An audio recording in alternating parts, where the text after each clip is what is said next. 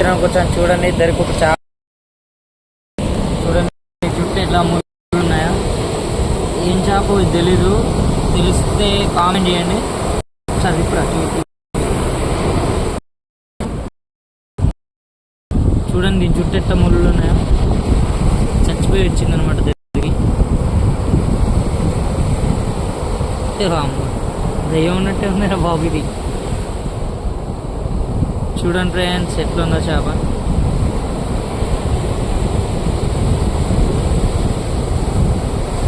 అచ్చం గుడ్ల గువ్వు ఉన్నట్టే ఉందిరా. ముళ్ళే నరి విషయం అది.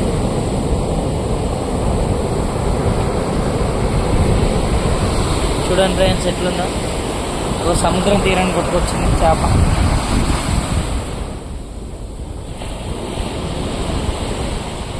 మీకు ఎవరికైనా తెలిస్తే కామెంట్ చేయండి ఇది ఏం చేప అని.